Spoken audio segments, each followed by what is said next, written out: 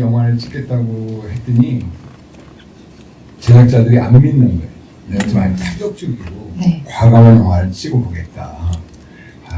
그런 소리 하지 말라고. 또 이렇게 애니메이션이나 이렇게 좀 하기자기하고 이렇게 진짜로 나 한번 그렇게 해보려고 한다. 그래서 이제 남자는 괴로가 먼저 찍겠으니까 시나리오 쓰여지기는 시도권장이 먼저였었는데 이제 이렇게 된 거죠. 네. 애초에 이 얘기를 최초에 구상하셨던 건 오히려 첫사랑보다 이전으로 알고 있는데 맞나요? 오늘 이렇게 영화를 보면서 이렇게 느낀 그 제가 뭐 짧게 얘기하면 제가 영화를 시작할 때 영화란 무엇인가와 동시에 질문했던 게 사랑이란 무엇인가에 대한 질문이에요. 네. 그러니까 그 질문에 대한 또 하나의 어떤 사랑에 대한 대답이고 영화에 대한 대답일 수 있는 영화라고 할까? 그러니까 제가 그 첫사랑 그 영화 개봉 무렵쯤에 제가 아침마당이라는데 이제 홍보차 나왔는데 그때 이제 거기 패널로 참석하신 분이 이장왕님이에요. 이장왕님이 또 이제 이상덕 씨 그 사회 보시던 분이랑 같이 이제 점심을 먹는데 그때 많은 얘기를 들었어요. 뭐 어떤 얘기를 들었었냐면 여기 이제 복지 나오는 에피소드는 그때 들었던 에피소드인데 이거가 여기 MBC 그때 당시에 저는 이름은 누군지 잘 몰라요. 기억도 안 나고 MBC 그 상무님이 연애를 하는데 헬스클럽에서 만나서 그래서 뭐 그런 얘기를 하는데 그 헬스클럽에 그 젊은 친구랑 만나서 하는데 그 첫 장소가 복지였었다고. 그건 말이 되는 것 같다. 이걸 끄덕이면서 듣는데 그때 이제 이장왕님이 지금이라면 내가 지금 첫사랑에 관한 얘기를 했으니까 다시 한번 연애를 한다면 내가 진짜 아주 잘할 수 있을 것 같다. 뭐 이런 얘기들을 할 때 그때 이제 막 읽던 책들이 우디 알렌의 책이 있었어요. 그러니까 연애라는 것은 어떤 실제 상황이다. 뭐 그런 얘기들. 그리고 히치콕이 사랑하는 사람, 연인이랑은 절대 떨어지지 않고 사실은 기름진 닭고기를 먹다가도 키스를 하는 것이 진짜 사랑이죠. 뭐 이런 얘기들이 이렇게 좀 모아져 있다가 첫사랑이 이제 흥행에 실패하고 그 가난한 연인에서 이제 이 작업이 이렇게 좀 되기 시작한 거죠. 그런 구상들이 이렇게 뭉쳐져 있다가 발화점을 갖게 된 것이 그러면 이제 92년도에 앞서 나왔던 최우기 시인의 시를 읽고 드신 어떤 영감이라고 할 수 있을까요? 우리 여기 최우기 시인도 계시지만 우리 친구고 사실은 원래는 이 제목이 두 개가 있었어요. 스토크는 좋은데 마지막 연애의 상상. 그러니까 그때 그 이장원 얘기처럼 누구나가 꿈꾸는 마지막 연애의 상상처럼 그러다가 이제 지도권상이 더 맞겠다. 물론 연탄 가스와 같은 연탄 중독 같은 그런 사랑 얘기의 제목으로 지도권상이 좋겠다 해서 이제 된 거죠. 이 영화 후반부의 어떤 흑백의 전환에 대해서 많은 분들이 인상 깊게 보시고 또 궁금해하실 텐데 어떻게 보면 감독님 방금 답을 들려주신 것 같기도 합니다. 누구나 꿈꾸는 마지막 연애의 상상이라는 것이 어떻게 보면 감독님께 굉장히 중요한 이 영화의 종착지가 아니었을까 하는 생각이 말씀을 듣다 보니까 들게 되네요. 이 영화에 관해서 그동안 가장 많이 얘기 나온 것 중에 하나는 아무래도 이 미장센의 어마어마함일 것 같습니다. 이게 단순히 어떤 스타일의 문제 물론 중요하지만 그 이전에 이 영화에도 투입된 물량 공세에 대해서 그동안 영화계에서 굉장히 전설적으로 많이 회자가 되었던 거. 어떤 물량? 같아요. 양수리 세트에 투입된 몇 톤 트럭 물량의 모래와 소금. 겨울 장면 같은 경우에는 소금으로 또 눈을 뿌리셨죠.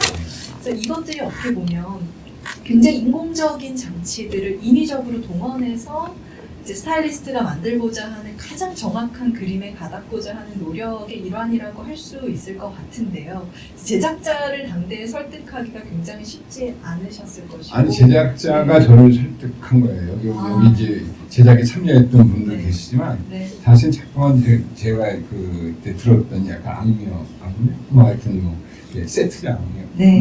좋아하는 데서 사실은 저게 다대포에 실제 세트를 지었고 그 야외에서 올 로케이션에 어떤 세트를 찍으려고 했었어요.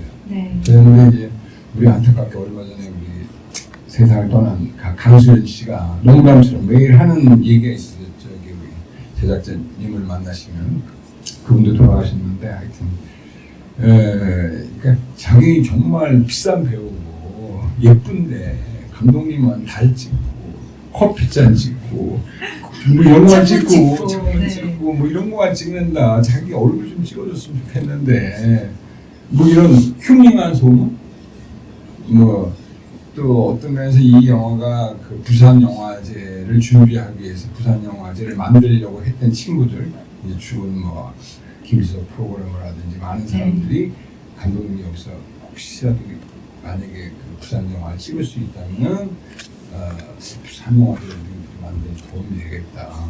그 영화제는 있었으면 좋겠다고 해서 이제 제작사를 설득해서 부산으로 갔고 네. 그랬는데 이게 부산이 생각보다 다대포에서 그 찍는 것이 이렇게 바람이 많이 불 줄 몰랐어요.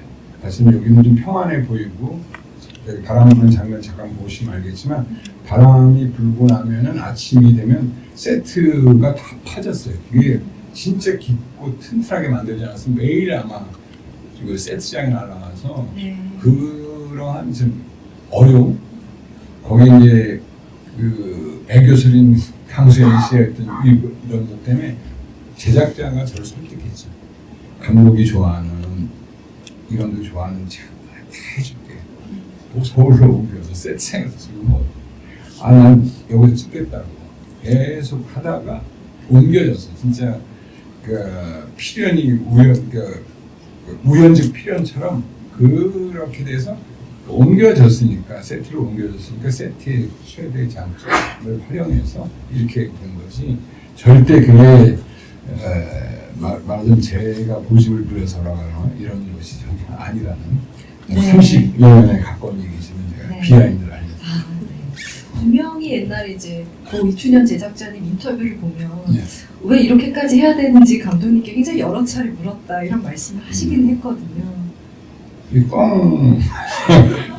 이게 뭐 제작자들 이게 저는 아주 상당히 좋아하는 제작자 분이고 진짜 저를 아끼고 사랑하는 제작자인데 이를테면 좀 뭐가 좀 과장되게 얘기하는 것이 있고 뭐 그때 조금 세다고 생각했을 수도 있겠죠. 뭐 하여튼 뭐 그런 것 때문에 그렇지 절대 그건 루머에 가깝다는 것을 알려드립니다.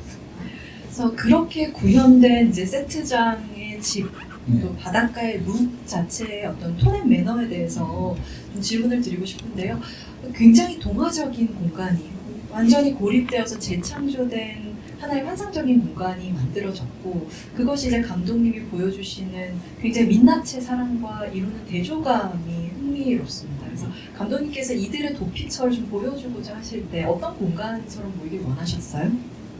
그 이제 그 중간에 어떤 그 지어진 또 세트가 하나 있죠. 페어와 같은 건물을 지나면 이제 여기는 어떤 실제 생활이고 여기는 꿈꾸는 공간인데 그 꿈꾸는 공간조차도 이제 점점 실제 생활로 돼가는 그래서 사람들이 볼 때 이렇게 저렇게 바닷가에 우리가 흔히 얘기하듯이 어디 뭐 저 푸른 초원에 그림 같은 집처럼 바닷가에 조그만 집 하나 지어놓고 그런 데서 이렇게 같이 그런 풍경 속에서 진짜 아름다운 사랑을 하고 싶다고 그러지만 항상 그 연애라는 것은 사랑이라는 것은 정말 실제 생활을 뭐 알다시피 일단 뭔가 생활을 한다면은 재떨이도 필요하고 네. 모두 필요한 것처럼 그러한 것들을 보여주기 위해서 맨 처음에 좀 아름답게 그림이 될 수 있는 그 공간을 찾아간 거죠. 이 장면들을 보다 보면 이 세트 촬영에 또 용이한 점이 완전히 독자적인 어떤 시공간성을, 영화적 시공간성을 창조해낼 수 있다는 점일 텐데요. 감독님께서 이 영화에서 보여주신 어떤 시간성들이 하루의 흐름이 있고, 예를 들어 달의 움직임을 통해서 하루의 흐름을 보여주시기도 하고, 영화 전체가 계절의 흐름을 보여주고 있기도 하는 식으로 영화 이제 안팎의 겹겹이 어떤 시간의 흐름을 굉장히 잘 보여주고 계세요. 이 부분에 대해서는 초창기에 이 프로젝트를 계획하실 때 시간의 흐름이 굉장히 중요한 목표셨는지 궁금했습니다.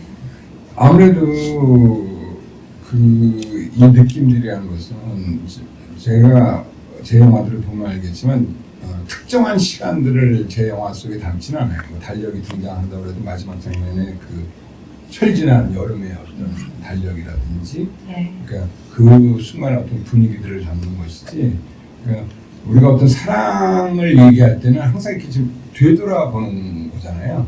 그래서 그런 되돌아보는 어떤 시간들 그런 느낌들을 담고 싶었던 거죠. 결국은 그러니까 제가 다루고자 하는 얘기들이 어떤 시간에 대한 얘기, 물론 사랑에 대한 얘기이기도 하지만 결국은 시간에 대한 얘기니까 그런 분위기가 만들어지는 거죠.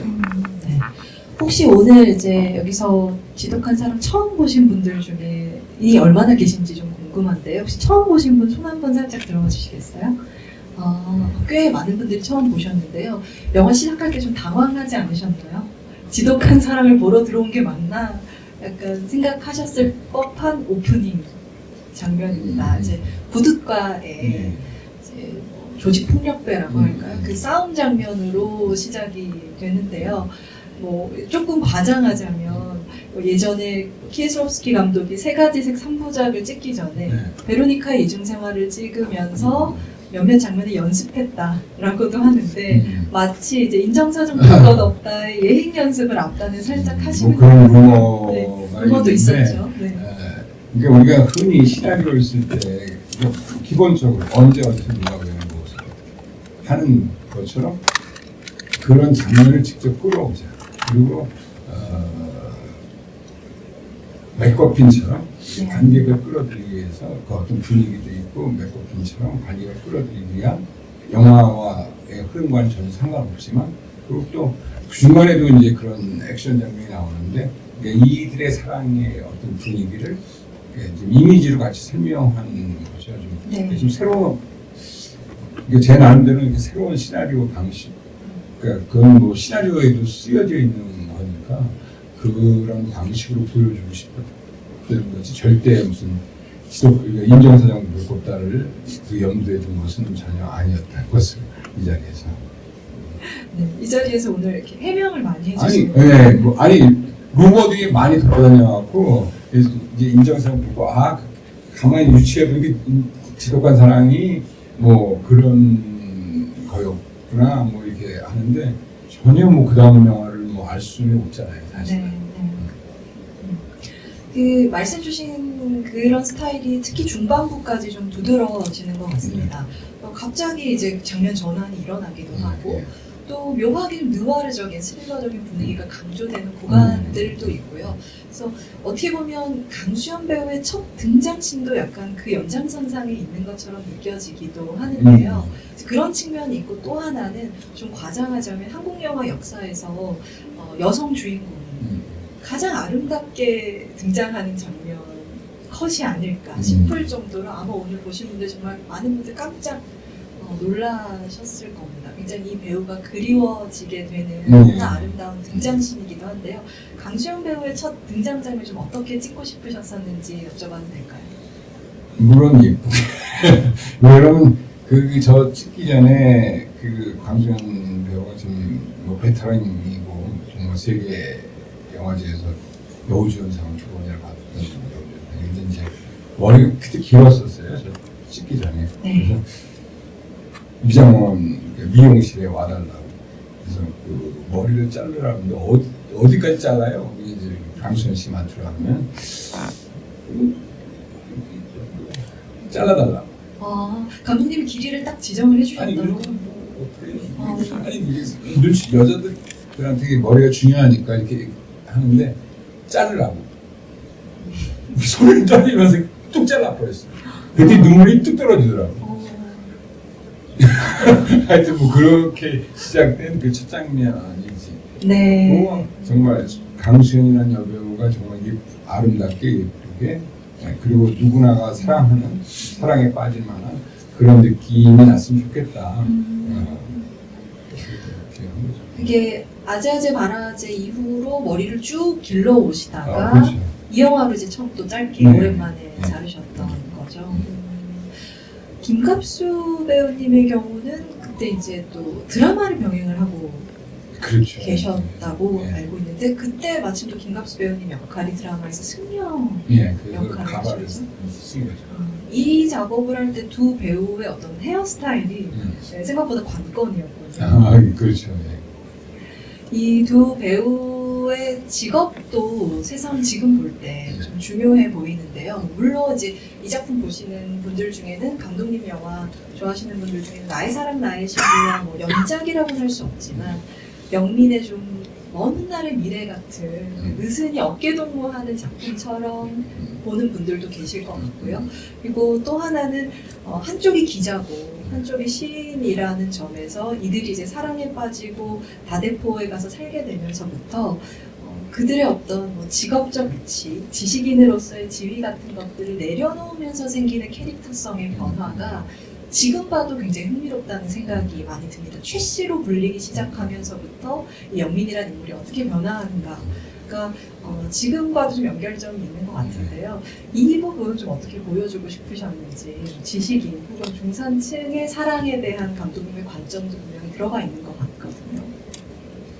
그러니까 뭐그 특별하게 어떤 그런 걸 떠나서 사랑 누군가에게 어떤 사랑하게 된 나이와 그 성별 다 떠나서 그리고 어떤 직업도 다 떠나서 본연의 남녀 간의 어떤 문제, 남녀 간의 사랑이라는 것을 좀 부각시키기 위해서 이제 최 씨라는 어떤 그 설정도 이렇게 물론 이 사람들은 모르니까 당연히 그런 것처럼 그렇게 된 거죠. 특별하게 특별한 것은 아니고.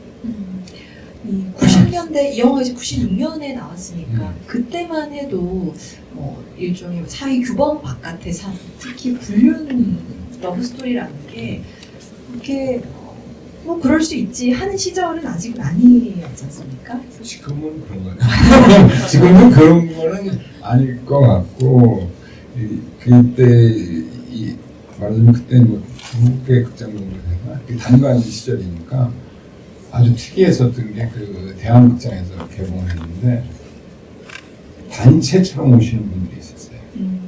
네.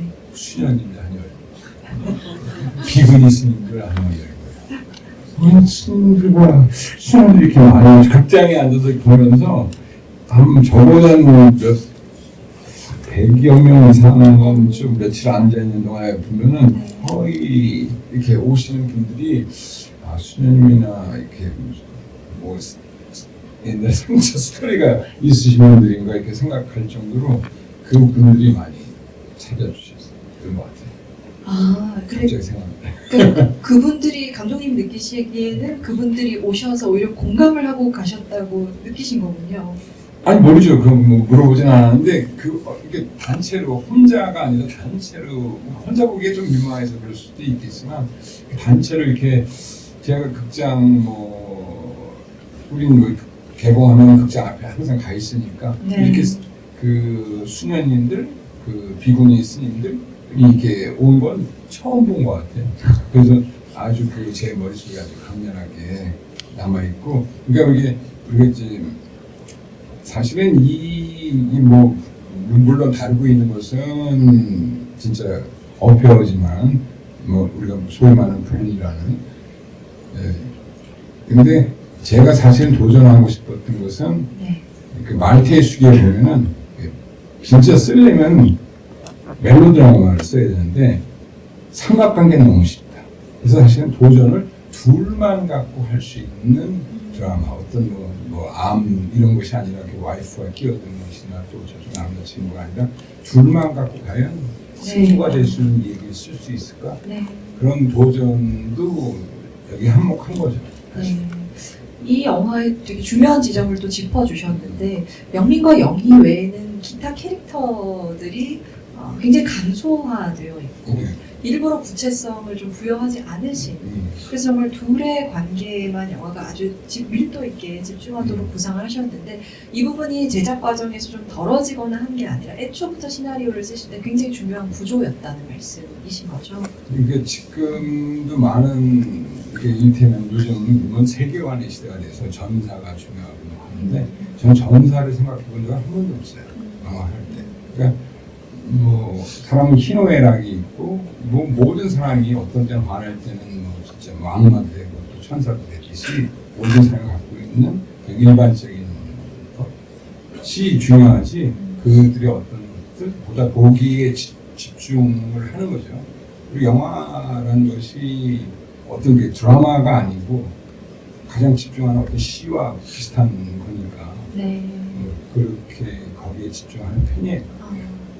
오늘 그 객석에 또 최우리 시인님이 와 계시다고 해서 이제 더 궁금해지는 부분은 감독님께서 이 지독한 사람 외에도 작업을 하실 때 시에 좀 영감을 얻으시는 편인가요? 그럼요. 그 시의 어떤 그 단어들 하나가 주는 것들이 크죠. 예. 가령 이 지독한 사람 그러니까 한밤에 공중전화가 나왔을 때 우리 최욱이 씨는 개그맨의 그 공중전화 뭐 그런 그 공중전화의 느낌들 그러니까 한밤에 홀로 있는 이게 이렇게 연결되는 것들이죠. 그리고 그또 지독한 사람이 나오죠. 그 한밤에 서 있는 공중전화 이런 느낌들이 같이 연결되는 거라고 할 수 있죠. 아까 강수현 배우님이 배우의 얼굴보다도 때로 어떤 주의를 기울이시는 사물, 인서트 숏, 이제 브릿지 씬들에 대해서 언급을 해주셨는데 그런 맥락에서 이 지독한 사람 찍으실 때 유독 좀 뭐 애착이 가셨다든지 공들여 찍으셨던 영화의 어떤 기물이라든지 요소들 있을까요, 감독님? 얼마 전에 이 영화를 촬영하신 정광석 기사님이 이제 뭐 하늘로 소풍을 떠나셨는데 뭐 다시 한번 이제 명복을 빌고 그러니까 첫 장면 찍을 때 첫 장면 그 타이틀 시퀀스에 보면은 이렇게 등대 장면이 있어요. 네. 거기가 아마 이동차 한 30m를 깔았을 텐데 이제 그때 이제 그 정광석 기사님이랑 나눈 대화가 뭐냐면 이게 무슨 이동차를 까냐 인서트인데 인서트는 없습니다. 영화는 샷만 있지 인서트라는 건 없습니다. 그래서 야 깔아 여기 촬영 그때 당시에 퍼스트가 있지만 퍼스트였던 김윤수 촬영을 있지만 그래서 이동차 쭉 깔고 찍었던 것처럼 저는 이게 인서트라든지 물론 용어겠지만 네. 어떤 것이든 그게 다 미장센에 포함된 것이 그냥 엑스트라를 찍어놓고 요즘에 어떤 엑스트라 샷이라고 해서 찍어놓고 그냥 갖다 끼워 맞히는 것은 아니라고 생각해요. 네. 영화의 모든 숏은 정말 숏이다. 인서트 숏이란 없다. 엄청난 정촬영 감독님께서 명언을 남기셨었군요. 제가 그렇게 역시 예전에 뭐 오늘 루머 얘기하셔서 아주 오래된 지 과거 인터뷰 보면 감독님께서 막 이렇게 휘황찬란하게 말씀하시는 달변가는 아니다 이런 서술들이 있었는데요. 그렇죠.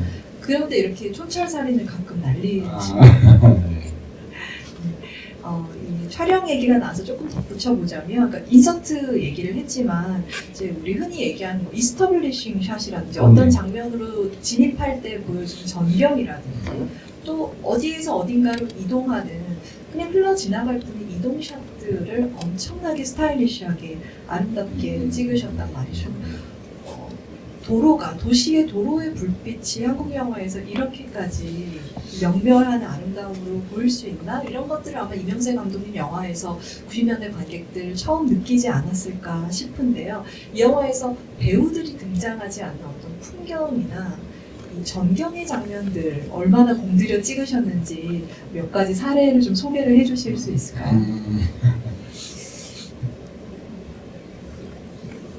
그게 사실 영화라는 것이 그 배우가 배우를 통해서 얘기도 하고 뭐 소위 말해 스토리를 통해서 얘기하지만 영화라는 것은 이미지를 통해서 얘기하는 거니까 그것 역시 중요한 거죠.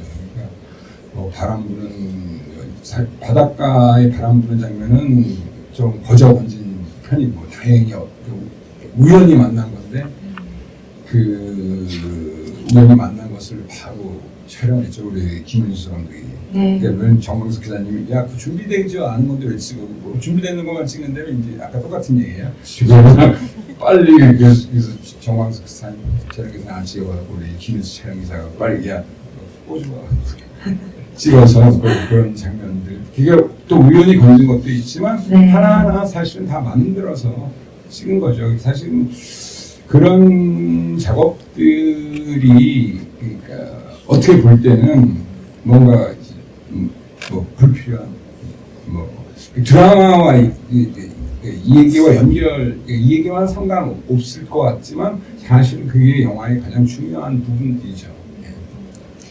이 영화의 요체라고 할 수 있는 두 사람의 사랑 이야기로 잠깐 다시 넘어가자면요. 이 사랑이 가야 할 여정, 종착지에 대해서는 아까 서두에 말씀을 해주셨는데 그 과정의 표현에 있어서 당대는 물론이고 지금 봐도 한국 영화에서 이렇게 과감한 성의 장면의 묘사를 보여주는 영화 드물 거라고 생각합니다. 그게 단순히 노출의 수위가 아니라 얼마나 생생하게 그 밀착도 있게 보여주느냐 하는 점에서인데요. 일단 감독님께서 그것을 구상하시게 된 처음의 이유가 궁금하고요. 두 번째는 어떻게 배우들을 이렇게 잘 설득을 하셨는지. 네. 이게 영화라는 작업을 하거나 영화를 보면 지금 그런 것들이 있잖아요. 우리가 이제 영화를 보면 왜 이렇게 사랑하는 연인들이 자다가 일어났는데 이렇게 시트를 가리고 조금 이상한 것 같은데 물론 이제 영화니까 뭐 이런 어떤 거 좀 저걸 좀 자연스럽게 근데 외국 영화 소위 말하는 뭐 헐리우드 특히 이제 유럽 영화를 보면 너무 자연스럽게 그래서 오히려 그들이 벗었다는 것을 오히려 인식 못할 정도로 뭐 파슨더 영화야 막 덜렁덜렁거리고 왔다 갔다 하니까 그런 것까지 너무 저도 충격을 받았고 근데 너무 그것이 어떤 삶의 어떤 느낌보다 너무 자연스러우니까 좀 한국 영화에서도 그것이 좀 될 수 있고 좀 해보고 싶다라는 욕심이 있었어요. 네. 언젠가는 한번 해보고 싶다고 근데 뭐 처음 얘기했지만 제가 그런 영화를 찍겠다고 했을 때 제작자들이 안 믿어줬던 것처럼 이게 덜 과감할 수 있는 영화인데 그 무렵쯤에 요 바로 전에 장선우 감독 영화가 나왔어요. 네. 그 바람에 조금 틀린 거예요. 사실 뭔가 더 정말 어떤 면에서 장선우 감독 영화에 가까웠을 수도 있어요. 네. 만약에 이게 어떤 배우들이 지금 잘 조건이 됐으면 그래서 어쨌거나 이 영화를 할 때 제작자 내가 몇몇 배우들이 있지만 이건 전라가 필요하다. 네. 그건 좀 제작자가 설득시켜줘야 된다. 그래서 좀 나서줘야 된다고 했고 강수현 배우를 만났을 때 이제 그 다방에서 시나리오 들고 와서 시나리오 뭐예요? 그래서 너 저기 제가 어렸을 때 만난 친구라서 좀 약간 너무 쉽게 반말하는데 너 옷 전부 다 벗을 수 있니? 혹시? 안 벗으면 안 주고 이 시나리오 안 주고 벗는다고 하면 보여줄게. 그랬더니 갑자기 시나리오 뺏어간다. 아니 벗거나 말거나 다에 벗든지 말든지 할 거 아니에요. 좀 무거워갖고 현명한 대답을 하셨네요. 그래서 뭐 과감하게 진짜 오늘 이렇게 보니까 요즘에 저렇게 찍을 수 있을까? 많이 강수현 같은 배우가 아니었었으면 그런 생각이 들 정도로 정말 강수현 씨가 너무 열심히 또 예쁘게 잘 나왔다는 생각이 새삼 드는 것 같아요. 이 노출의 문제뿐만 아니라 두 남녀의 감정을 다루는 방식에 있어서도 두 사람의 감정에 치달았을 때 서로 폭력을 동반하기도 하는 식으로 굉장히 다듬어지지 않은 감정들이 분출되는 순간들을 많이 보여주셨는데요. 그게 어떤 식으로든 감독님께는 뭔가 감정의 현행성을 보여주기 위함이었는지 이게 어떤 관객을 굉장히 불편하게 할 수도 있고 그렇죠. 또 연출자나 연기하는 배우의 입장에서 실질적으로 좀 어려움이 많이 따르는 정말 굉장히 민감한 연출을 시도를 하시는 거여서요. 그 선택을 하시고 또 실행하기까지의 고충도 있었을 법한데요. 어떠셨는지요? 일단 먼저 그 에피소드 잘 얘기한다면 이 영화에 달려가는 화두 중 하나는 사랑하는 사람은 죽어서 끔찍한 모습으로 나타난다가 이 영화가 달려가는 길이었었어요. 그러니까 제가 아는 어떤 분이 그 에피소드인데 어려서 진짜 저 할머니를 너무너무 사랑했는데 할머니가 돌아가셔서 진짜 며칠 밥을 못 먹었대요. 너무 마음이 아프고. 근데 어느 날 할머니가 피칠갑을 하고 나타나서 할머니 나를 사랑하지 않는다. 그래서 밥을 먹기 시작했다는 거예요. 그래서 이게 사랑이다. 만약에 그 할머니가 너무 예쁜 모습으로 나왔으면 더 보고 싶어서 아마 뭐 어떻게 병이 더 들 수 있는데 아마 그 할머니가 너무 사랑하기 때문에 그렇게 해서 이 사랑을 보여주는 방식이죠. 그러니까 우리가 이 지독한 제가 어떤 사랑에 대해서 질문했다 그러죠. 그러니까 우리가 흔히 뭐 동전의 양면이라면 사랑은 동전의 양면이 없다. 사랑에는 하나 이 폭력과 미움과 증오와 뭐는 그러니까 우리가 살아나갈 수 있는 사랑의 또 다른 한 면이고 네. 그러니까 그렇게 해서 우리가 어떤 다시 앞으로 나갈 수 있는 뭐 영어로 무브온할 수 있는 힘을 주는 그렇지 않으면 이게 다 죽어야지. 누군가를 사랑하는 사람 다 죽어야지. 그런 사랑하지 않는 거 아닌가? 이런 어렸을 때부터 그런 생각을 했어요. 네. 왜 사랑하는데 왜 헤어지지? 이게 어렸을 때 그 이혼이라든지 뭐 우리 부모님은 안 그랬는데 그게 사랑하는 사람들이 그러니까 사랑하기 때문에 헤어진다. 이 가끔 이게 잡지에 보면 그 유명한 그 엘리베스 베스테일러 또 그리고 우리나라의 김지미 여사님도 네. 우리 최문영 선생님과 사랑하기 때문에 헤어진다는 말이 어렸을 때는 이해가 안 되더라고요. 네. 근데 나이가 들면 그럴 수도 있겠다. 할 수도 있겠다. 그래서 어떤 사랑에 대한 어떤 얘기 속에 이거는 한번 꼭 만들어 보고 싶었고 그러니까 같이 어떤 면에서 첫사랑과 이 지독한 사랑은 같이 붙어 있었던 어떤 얘기가 이렇게 네. 나눠져서 네. 만들어진 얘기라고 할 수 있고 아마 저기가 거의 뭐 마지막 장면도 그렇지만 제가 촬영하는데 갑자기 바닥이 전부 다 왜 이렇게 시뻘건 게 많은가 했더니 다 핏자국이 있었어요. 네. 피가 온 방 안에 이게 뭐지 누가 이렇게 물감을 뿌리나 그때 보니까 그 김갑수 씨가 그 연습을 한 몇 시간 하니까 무릎이 다 까진 거예요. 그 피를 철철철 흘리면서 그렇게 다녔는데 모르고 그냥 하다가 이게 너무 우직한 양반이라서 김갑수 씨가 우직한 친구라서 아니 좀 얘기를 하지 그래서 반창고를 붙이고 찍었었죠. 뭐 그런 정도 그리고 이제 늘 얘기하지만 나중에 영화 찍고 나서 강수현 씨가 얘기했지만 이 감독님이랑 영화를 하려면 요가나 지금 체조를 해야 영화를 찍을 수 있다. 그러니까 그 배드신보다는 이 프레임에서 등장하고 나오고 그게 어마어마하게 많은 에너지를 소비해요.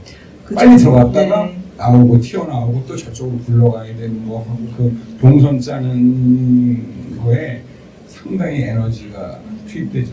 그래서 그런 기계체조 선수들을 네. 네. 먼저 해야 임용사원의 영화를 할 수 있다 이런 얘기죠. 농담처럼 하셨겠지만 정말 그 배우로 하여금 일종의 그 아크로바틱한 몸짓을 고민하게 할 만큼의 굉장히 원초적인 연기들을 요구하는 감독님이라는 말씀이 아니셨을까 싶습니다. 네. 저희 감독님 말씀 듣는 동안 제가 오픈 채팅방을 보다가 깜짝 놀랐는데요. 질문을 정말 많이 남겨주셨거든요, 관객분들이. 그래서 객석 질문 제가 이제 좀 소개를 해드리려고 합니다. 일단 첫 번째 질문으로 감독님이 기억하시고 느꼈던 그때 1996년도는 어떠했는지 그것을 영화에 어떻게 좀 녹이려고 하셨는지 당대에 대해서 좀 질문을 해주셨어요. 모르겠는데요. 그러니까 이제 뭐 물론 뭐 어려운 어떤 시기들이 있었고 다 있는데 꿈을 꾸는 것 같아요. 제가 첫사랑 시작했을 때는 그때 여름이었었는데 잠깐 나갔다가 눈이 내렸구나. 그러니까 눈이 내렸더라고요. 보니까 이렇게 달빛이 그 보도블록에 하얗게 떨어져서 그냥 겨울만 생각. 이제 첫사랑이 그 봄 장면으로 옮겨졌지만 그 시나리오는 원래 맨 처음 썼을 때 겨울 배경이었었어요. 그러니까 그 속에 사니까 그 뭐 형사 찍을 때 이렇게 보면 이조 시대잖아 어쨌거나. 그다음 뉴스를 보면 너무 낯선 거예요. 그러니까 계속 그 영화를 생각하다 보니까 네. 그 속에 들어가 있는 거죠. 아, 그렇게 들락날락 거리는 게 지금 현실과 이게 매치가 지금 그래서 어떤 그때 96년도가 물론 뭐 생각나는 게 있지만은 그러니까 그렇게까지 이렇게 지금까지 그런 것 같아요. 오히려 그 당대와 거의 타임라인에 큰 차이 없이 제작된 영화지만 영화 내적인 시간도 감독님은 영화 속의 시간 안에 그냥 계셨던 것에 가까운 것 같아요. 네. 그래도 왜 그 어떤 같이 이제 식사하는 장면 같은 데에서 들려오는 드라마 소리가 그때 당시에 방영되던 TV 드라마 틀어놓으셨고 뭐 이렇게 촬영하신 걸로 그렇지는 않아요. 알고 그렇지는 아닌가요? 않아요. 그러니까 웃음소리가 필요했고 사실은 오래된 어떤 그 웃으면 보기가 해요의 어떤 웃음소리지 네. 코미디가 필요했던 거지. 그때 그 제가 시간을 지운다고 했죠. 그러니까 말하자면 뭐 이것도 뭐 그때 당시 제가 얘기했죠. 우드 알렌의 책들 보면 자기는 자기 영화가 살아남기 위해서 최선을 다하는 것처럼 저 역시도 마찬가지예요. 그러니까 내 영화가 오래오래 보여줬으면 좋겠다. 그래서 저는 제 영화에서 이 영화가 물론 96년도에 만들어졌다는 건 있겠지만 그 영화를 보는 사람이 어떤 시간인지 단지 전 사랑 얘기를 하고 싶었던 거지 그 어떤 그 시간에 어떤 얘기를 하는 건 아니거든요. 물론 제가 이제 그런 시간에 대한 그 시대를 다루는 얘기를 하면 물론 그 시대를 얘기하겠지만 네. 제가 다루고 있는 것들은 이제 그런 얘기가 아니니까. 네. 네. 지금의 감독님은 최영민이란 인물에게 어떤 생각이 드시나요? 글쎄요, 진짜 어려운 질문이에요. 그러니까 아까 얘기했지만 이건 첫사랑과 그 동시에 어떤 이렇게 좀 쌍생아처럼 사실 붙어 있었던 것들이라서 마음이 아프죠, 뭐. 마음이 아프다. 네. 네. 간결하게 이렇게 정리를 네. 하겠습니다. 네. 네. 색감에 대해서도 질문을 주셨는데요. 저희가 앞에 미장센 얘기를 좀 하긴 했지만 좀 더 특징적으로 이 영화에 쓰인 주조색이라고 할지 색감 면에서 좀 두드러지게 연출하고 싶으셨던 부분도 있으실지요? 여기서는 아마 바닷가의 집, 녹차빛, 녹차빛. 네, 녹차빛을 좀 사실 좀 표현하기 참 힘든 거죠. 보랏빛도 그렇고 M에서 보랏빛처럼 중간색, 뭐 형사 같은 경우는 원색을 붉은색을 좀 사용하고 네. 싶고, 그러니까 지금 남들이 좀 꺼리는 어떤 색들이 왜 그렇지? 그러니까 뭐 녹색이라든지, 네. 뭐 제가 좋아하는 게 어떤 진녹색인데, 뭐 보라색이나. 근데 뭐 그래서 좀 말을 좀 아끼는 편은 그게 좀 사이코패스에서 좋아하는 색깔을 아끼지만 하여튼 뭔가 좀 안 쓰는 색깔들에 대한 도전 의식이 있습니다. 그러니까 뭐 특별하게 어떤 미장센으로 도전하는 것보다도 그 색을 쓰고 싶다. 그럼 써봐야지. 이렇게 좀 도전하는 편인 것 같아요. 녹색과 보라색 확실히 감독님 영화를 생각할 때 연상이 되는 색이기는 합니다. 네. 네. 사이코패스의 색이라고 하지 마시고 그냥 이명세 영화라고 하죠. 네. 네. 그리고 영화에서 감독님의 다른 영화인 이제 마침 보라색 얘기를 해주셨는데 M에서 이 결정적인 역할을 하는 단서가 나오는데 혹시 이때부터 M의 이야기를 미리 구상하고 계셨는지 궁금하다고 해주셨어요. 전혀 뭐 그런 것은 없는데 M도 역시 전 지독한 사랑이라고 생각하고 사실은 M의 시나리오는 지독한 사랑이에요. 그러니까 어떤 첫사랑에 대해서 그걸 못 잊고 하는 어떤 이승의 사랑에 대한 매달리는 어떻게 보면 뭐 집착하고 매달리는 거니까. 그런데 그때는 좀 캐스팅이 힘들었어요.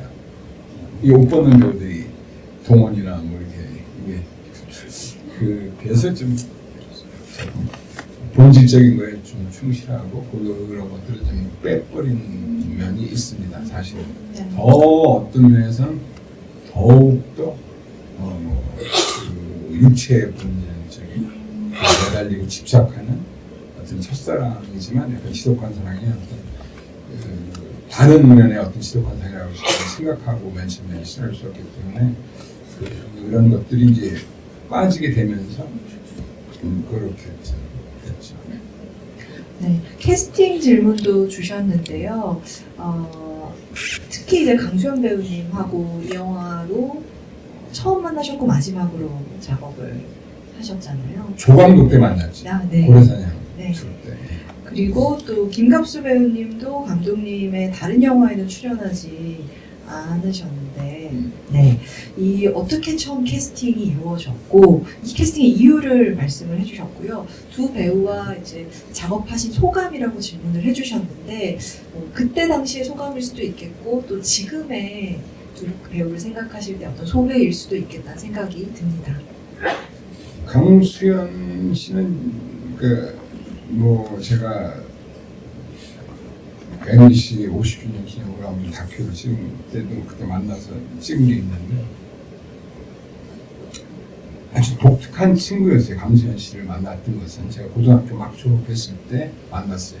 그래서 이제 제가 조감독 당시 고래사냥 때 그때 이제 영화사를 안내해 주려고 그 버스 정류장에서 기다리고 있는 더운 여름날에 막 버스에서 내리면 주근깨 어린 조그만 여자아이가 만나자마자 감독님 저 시트 보내주세요. 나는 그 말이 너무 만나서 무슨 안녕하세요가 아니라 감독님 시트 보내주세요가 그리고 술 사주세요. 그래서 하여튼 술 엄청 먹었던 것 같고 너무 집에 안 가서 강제로 차에 태워서 뭔지 잘 모르겠어요. 그 느낌이 있어요. 그러니까 그리고 막 여우주연상 막 받았잖아요. 큰 배우가 뭐 그런 어려서부터 아역 배우를 수반한 그 느낌이 늘 머릿속에 남아있는 분위기. 단순하게 어떤 그 당대 어떤 탑을 떠나서 네. 그 느낌을 한번 살리고 싶었던 것도 있었고 김갑수 배우는 제가 뭐 연기자로서 너무 좋아했지. 한국에서 이렇게 보고 진짜 참 자연스럽게 연기하는 그래서 그러니까 뭐 캐스팅의 어떤 비화를 얘기하면 안성기 선배님이 제일 먼저 저는 같이 일했던 사람한테 제일 먼저 줘요. 근데 이제 안성기 선배님 같은 경우도 이제 결혼하셨으니까 제가 선배님 만나서 그건 캐스팅하러 간 게 아니에요. 네. 형을 생각했다는 마음만 보여주는데 보여주지는 않을게. 그리고 갖고 형수님을 생각해서 했던 거고 그리고 이제 김갑수 씨를 만난 거죠. 네. 그 부연에서 김갑수 배우님에 대해서 또 질문 주신 분이 계신데 어떻게 보면 이제 최근에는 김갑수 배우님에 대한 이미지가 지금의 이제 세대별로 좀 많이 다를 거라는 생각이 드는데요. 뭐 최근에는 이분을 코믹한 이미지로 보시는 분도 있고 뭐 이런데 당시에는 어떻게 보면 강수현 배우와 페어가 되기에는 좀 이질적인 느낌이 있었을 수도 있는 배우인데 어떻게 캐스팅을 좀 과감하게 하시게 됐는지. 그 또래 배우들이 지금 좀 나이든 40, 50대 그 지금 많지는 않았어요. 좀 연기와 할 때. 그러니까 만약 제가 첫사랑만 흥행에 실패하지 않았으면 어쩌면 김혜수와 송영창이가 만났을 수도 있어요. 네. 사실은. 네. 그렇게 생각했어요. 근데 이제 그 회사에서 우리 이춘현 대표님이 제발 김혜수 얘기하지 마. 송영창 얘기도 하지 마. 그래서 빼고 그래서 이제 김갑수 씨가 됐고 김갑수 씨가 뭐 머리 때문에 걱정하는 거 외에는 워낙 걱정이 많은 양반이라서 근데 아마 이 영화를 찍고 나서 나한테 정례미가 떨어진 건 전혀 연락이 안 돼. 부인이 영화 찍지 말라고 했대. 그리고는 거의 소식이 끊어진 것 같아요. 30년이 다 되어가서 허심탄회하게 말씀을 해주시네요. 때릴지도 몰라. 네. 네.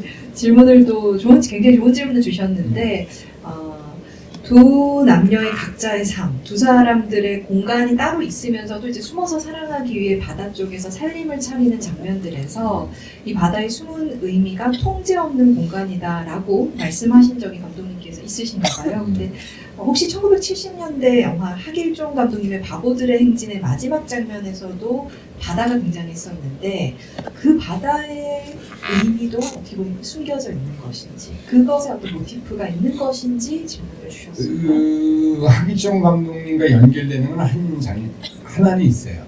그 의미적으로는 아니고 그러니까 그 바보들의 행진에서 그 병태가 달려가는 그 바다가 동해 바다가 아니고 노래는 자 떠나자 동해 바다인데 그게 다대포라고 하더라고요. 네. 그래서 다대포를 가서 단편 영화도 찍었었고 단편 영화도 한번 찍었고 그 황량한 바다의 느낌이 그 해변이라든지 모래나 이런 것들이 너무 좋은 촬영하기에 좀 최적의 네. 그리고 아무것도 당시에 없었기 때문에 네. 그런 느낌을 담는 것 때문에 그 이제 다대포는 그렇게 설정이 된 거죠. 그러니까 광활한 공간보다 바다, 그러니까 겉보기, 그러니까 어떻게 보면 풍량하고 어떻게 보면 아름다울 수 있는 우리가 갖고 있는 꿈에 대한 것이지 그런 뭐 이렇게 공간적인 그런 건 아닌 것 같아요. 네. 숨겨진 거죠. 네. 저희 앞서서도 얘기 나왔던 오프닝 장면에 대해서도 또 추가로 질문을 주셨는데, 이 오프닝 크레딧이 나오기 전 초반에 폐건물의 이 폭력배들 액션씬, 그때 등장하는 인물이 김갑수 배우님이 이제 차에서 조폭들이 이렇게 경찰에 체포되는 그 장면의 동일 인물이 아니냐, 네, 라고 하시면서 이 어떤 뭐 전차랄지 배경의 인물들이 전혀 설명이 되지 않는데 어떻게 생각하시는지. 그러니까 아까 얘기했지만 어떤 분위기, 어떤 그들의 어떤 사랑 보면은 이제 그 부산으로 하면서 그쪽 동네가 갖고 있는 바닷가의 어떤 분위기 때문에 이제 약간 기름기 번질거리는 그게 약간 내가 기름 냄새가 날 수 있는 이 사랑이 아름다운 것 같으면서도 약간 불안한, 아까 누아르라고 얘기했죠. 그 누아르 같은 불안함들을 갖고 있는 분위기들 때문에 음악도 좀 그런 느낌들을 쓴 거죠. 이어서 이 질문을 소개를 해드리면 좋을 것 같은데요.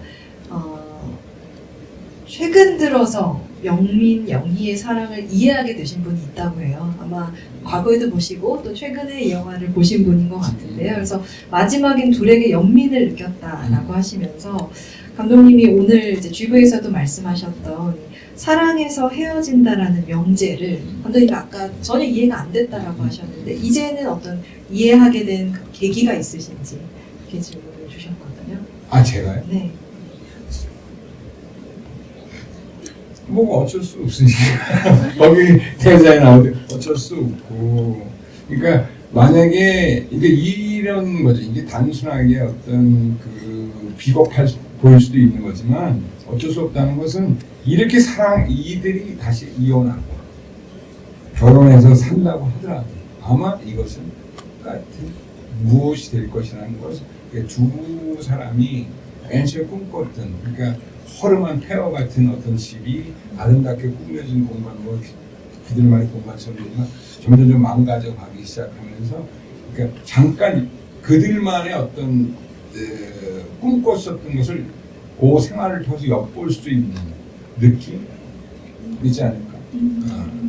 그러니까 제가 오늘 영화 보면서 새삼 느낀 건 이건 나의 사랑하신 것 같은 느낌이다. 네. 뭐 우리 김성 기사님이 얘기했지만 그런 생각이 들더라고요.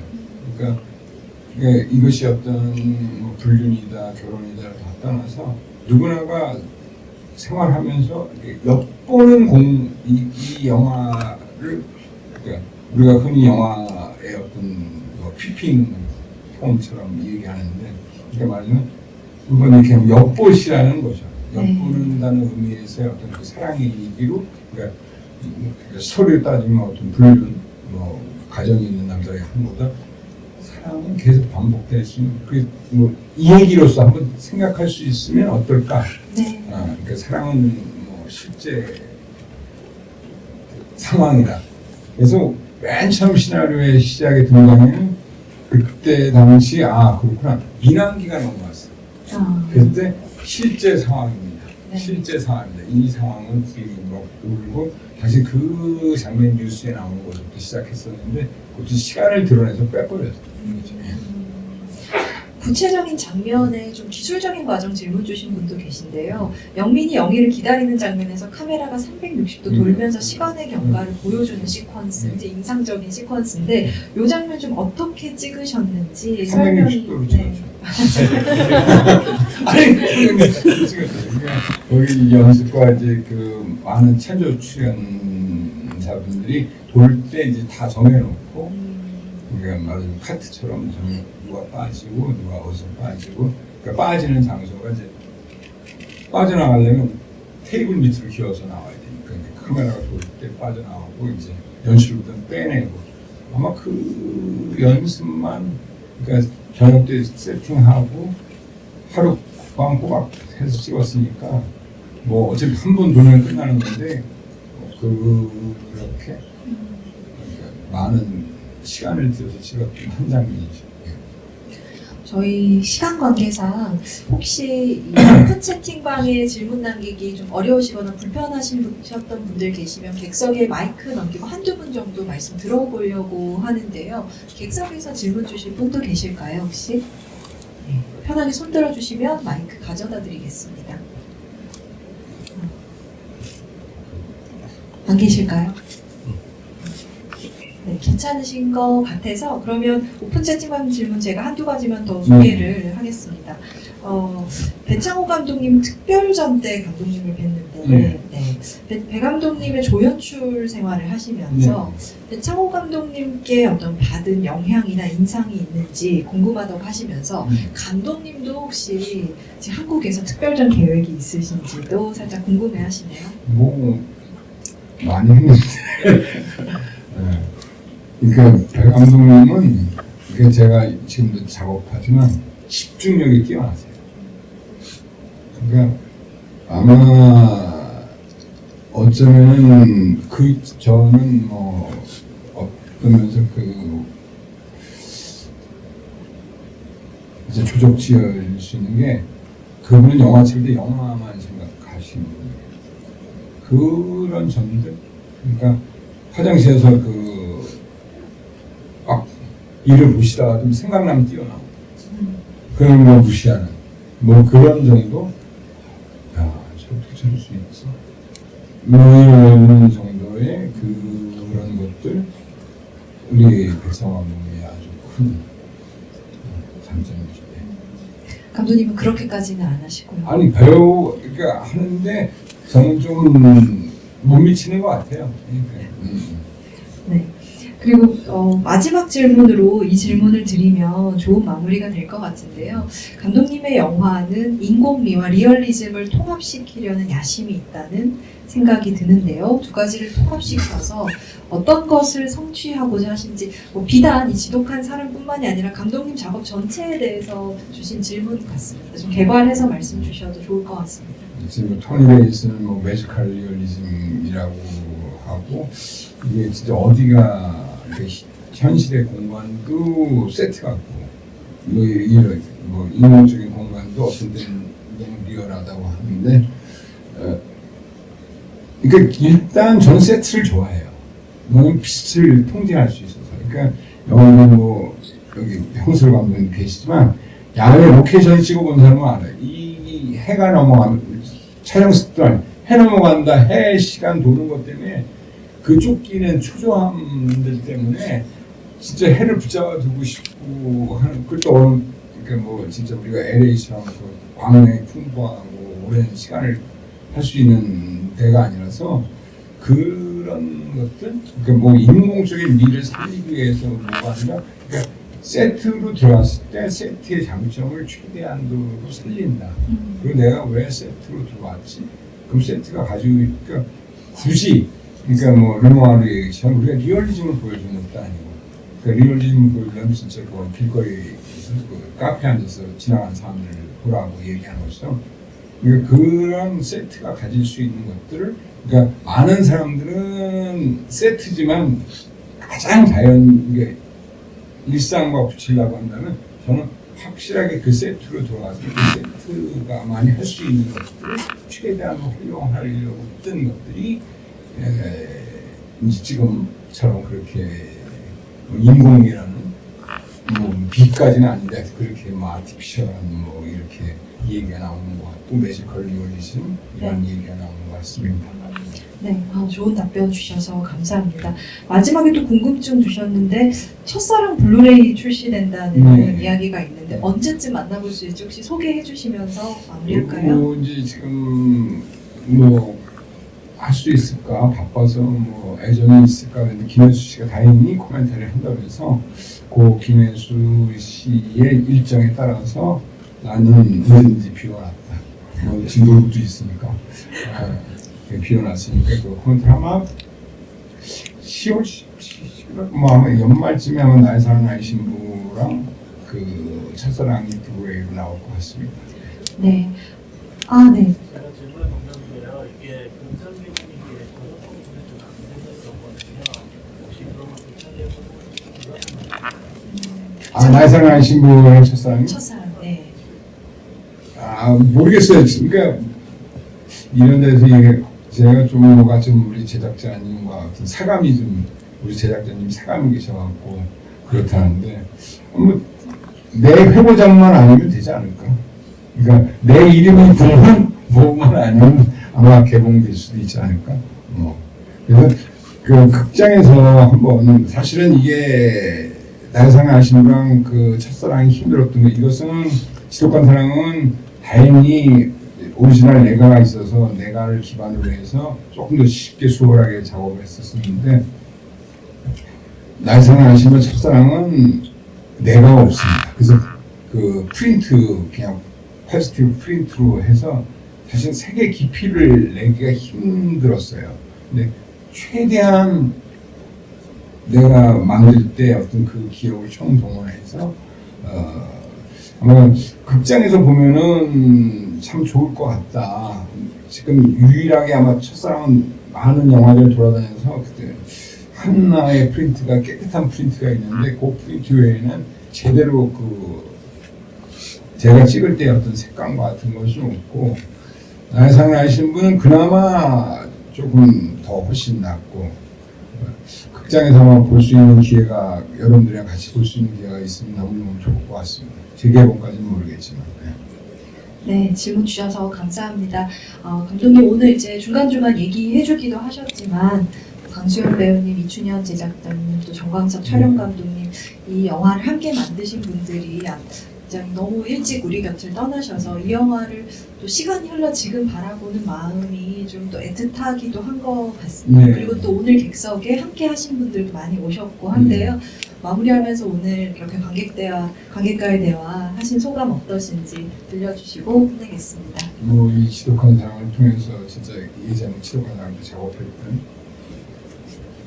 우리 스태프들도 뵙고 또 우리 친구들도 보고 비 오는 날 관객들이랑 영화라는 것은 그러니까 OTT 시대이지만 사실은 같이 본다는 게 큰 장점이잖아요. 그래서 영화는 광장의 예술이라고 생각하는 사람인데 이렇게 같이 볼 수 있고 이렇게 뭐 어떤 생각을 갖고 있는지 모르겠지만 어떤 느낌들 그러니까 하나 마지막으로 에피소드를 전달한다면 이 영화가 검열에서 1초도 안 잘린 이유는 그때 공민위원님들이 전부 다 울었다는 특히 그 겨울신에서 다 울었다는 그런 공민위원장이 이게 뭐 뭔가 항의가 좀 있었어요. 네. 무조건 예술이어서 안 자르고 네. 무조건 뭐라서 뭐하냐. 형평성의 문제가 그래서 있었고 그 공민위원이 직접 찾아와서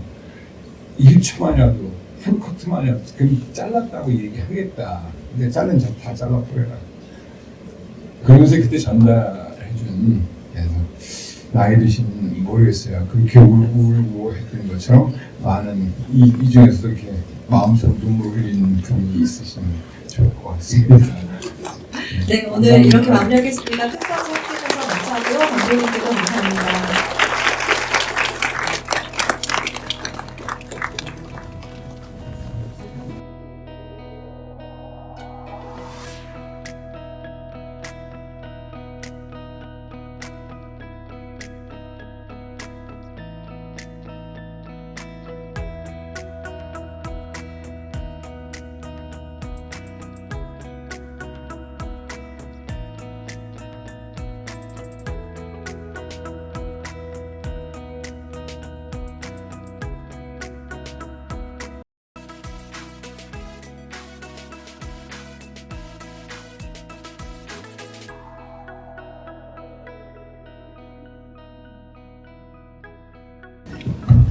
네, 안녕하세요. 오늘 지독한 사랑 관객과의 대화 함께 해주셔서 감사합니다. 오늘 이명재 감독님 모시고 이야기 나눠보겠습니다.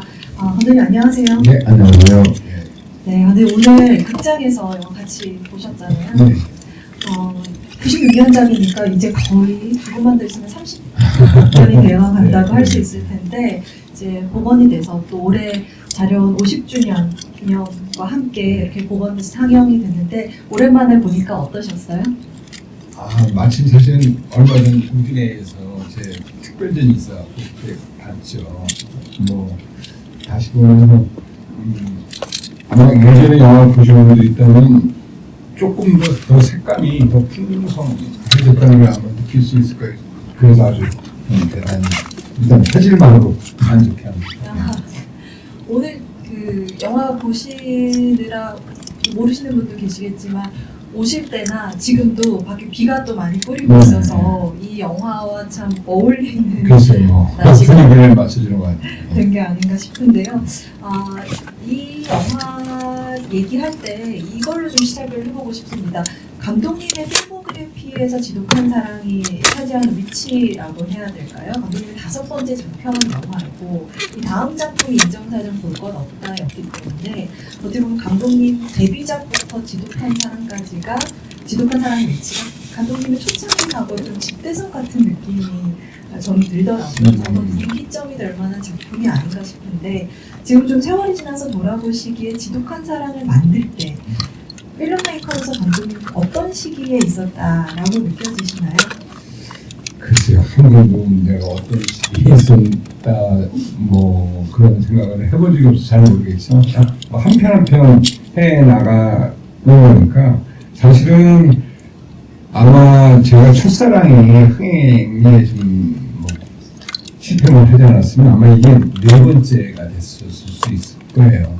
그러니까 아니면 어쩌면 태어나지도 않았을 수도 있어요. 사실 첫사랑 다음에 제가 가난한 연인들이라는 제목으로 좀 아주 소박한 그런 얘기를 찍어봤는데 첫사랑이 안 되면서 시적한 뭔가를 써야겠구나. 그래서 이제 바로 그때 이제 극장에서 달려가서 그때부터 이제 쓰기 시작했던 게 지독한 사랑인데 제가